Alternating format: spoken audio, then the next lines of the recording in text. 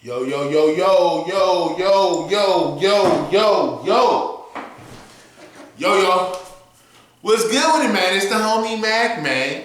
Um, you are here for another impromptu session of Mackin' with Mac book review series.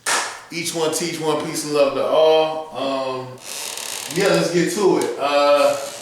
Thumbs up, give me the likes. Thumbs up, give me the likes. I need y'all to help the algorithm feel me, man. But yeah, let's get to it. The book I'm reading is not reading, I already read it, but the book I will be reviewing is Paul Robeson. Here I Stand. I would say this is very much an autobiographical account. Paul Robeson was a sharp brother.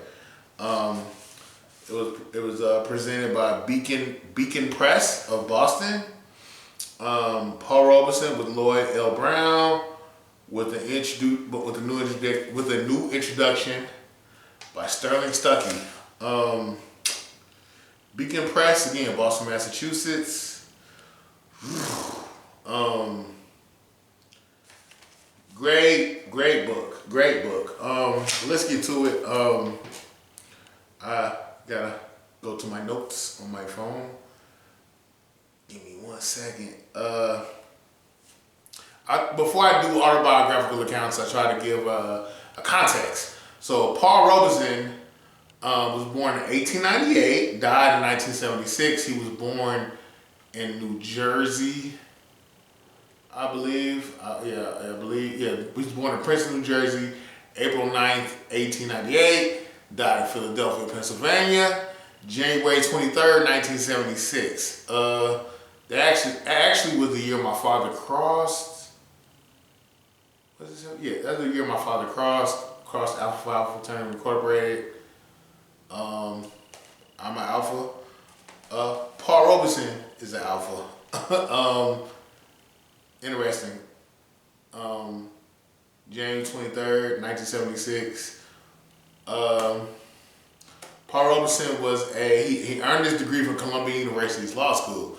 Paul Robeson taught Latin and played professional football on weekends to pay his tuition to go to law school.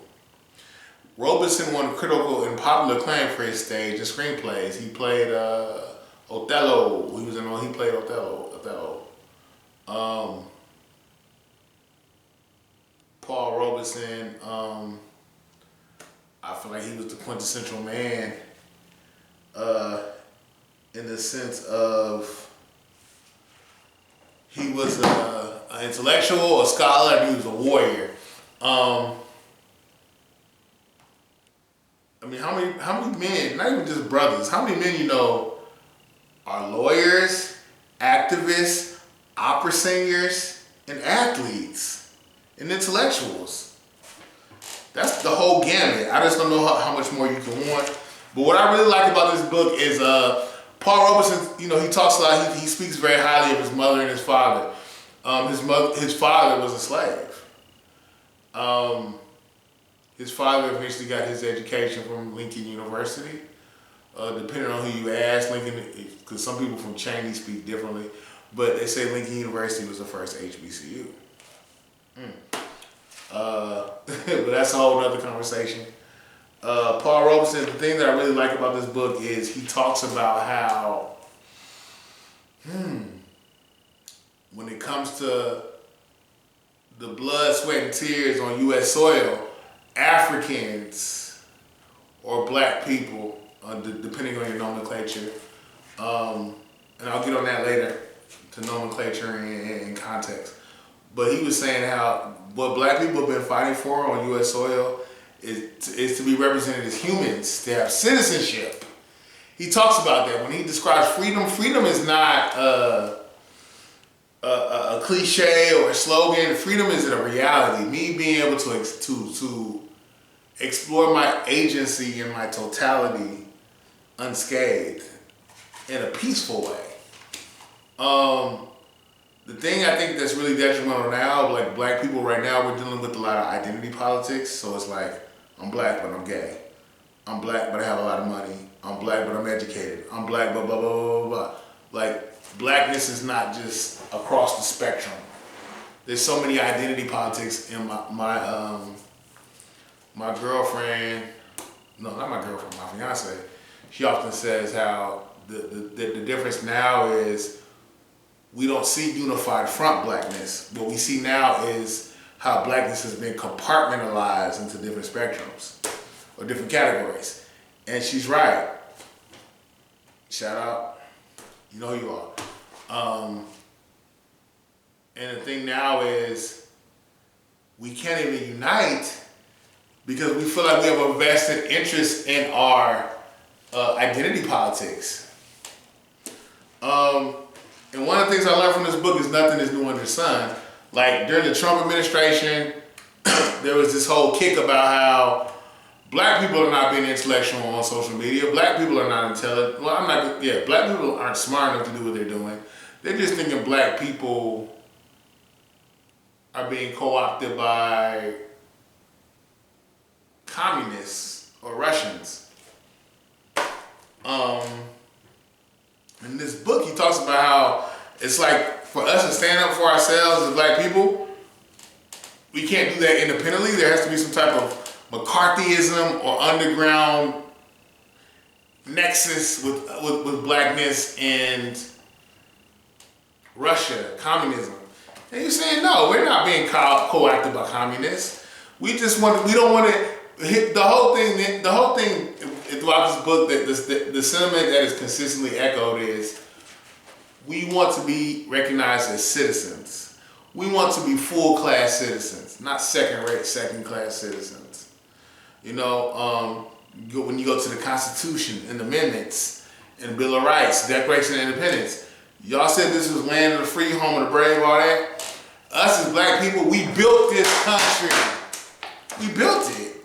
So my thing is like, you can't have us build this country and then subjugate us and brush us off like we didn't matter. No. Black people want full citizenship. Black people want to be first-class citizens. I don't think that's too much to ask. I think that's very intelligent. I think that's very reasonable. We're not asking to be better than. We're just asking not to be treated as less than and subhuman. We don't want to be subhuman. We never were. We are the mothers and fathers of civilization, but that's a whole nother conversation. But yeah, let me get to this book. Quote from this book. This is Paul Robeson speaking, obviously. I have often been asked, Paul, are you doing right by being so outspoken in these times of hysteria? And wouldn't you be of greater service to the race if you just devoted yourself to being an artist and didn't make these speeches which get the white folks so upset? And man, what did you really say over there in Paris that caused such a fuss?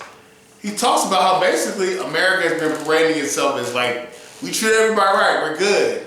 And he's like, actually no. He told the truth. And he also he found out that, you know what, there are black people that are actually being co-opted or paid to say that everything is cool and smooth over here, and it's not. And so I guess the thing is, I feel like what Paul Robeson is saying is like, look, I don't want violence, I don't want civil disobedience, but my thing is don't come out here pretending to be one way and to be filled with justice when your actions don't manifest that.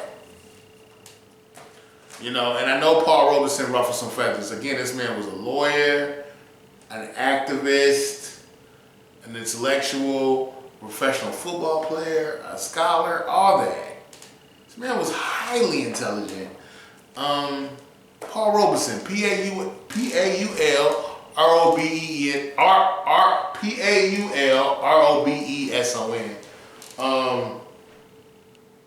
Throughout this book, he talks about, again, tremendous respect for his parents, mother and father. He talks about how he had a sense of community, a sense of self. And the thing is, he's not like this super pro-black, F everybody else, no one else matters. He's like, no, since I recognize my humanity, I know you are a human and have humanity. We need to figure out how we can coalesce to connect and have humanity move forward as one. So I felt like he was coming from a high moral space. And I'll say this, he's the first person in this book, he's the first person I've ever heard, like pre-Malcolm, that talked about white supremacy. He says the myth of white supremacy. There's nothing, the myth of white, he talks about the myth of white supremacy. There's nothing innately supreme about being white. Let me say this again, there's nothing innately supreme about being white. He's just saying, look, none is greater than the other. I mean, this dude went to Scotland, went to Europe, singing to unionists, co-workers, people who were doing gritty labor. And he respected the so-called least of these who produce things. And he's saying, since we're producing things, don't crap over us. And throughout this whole book, he talks about, like, I'm not about race baiting one race over the other, but I realize that my race is being conspired against. But understand, through white supremacist mythology, you spit and spew your poison on everybody, but it relegates back to you. The hate you give. It's not just bad for us, it's bad for you. To speak to my point, he says, hardworking people and poor, most of them in worldly goods, but how rich in compassion, how filled with goodness of humanity in the spiritual steel forged by centuries of oppression. There was the honest joy of laughter in these homes, folk wit and story, hearty appetites for life. As for the nourishing greens of black-eyed peas and cornmeal bread they shared with me. Like, it's not about race. It has to be about humanity. I consider myself to be a humanist, even though I believe, because a lot of people coalesce humanism with atheism. I consider myself a humanist, but I believe in a higher power. Yeah, this book, salute to the homie Paul Robeson, a scholar and a gentleman, a warrior. This book, he talks about unions, he talks about collective bargaining, he talks about black people loving themselves, he talks about black people being whitewashed, he talks about how imperialism, geopolitical imperialism has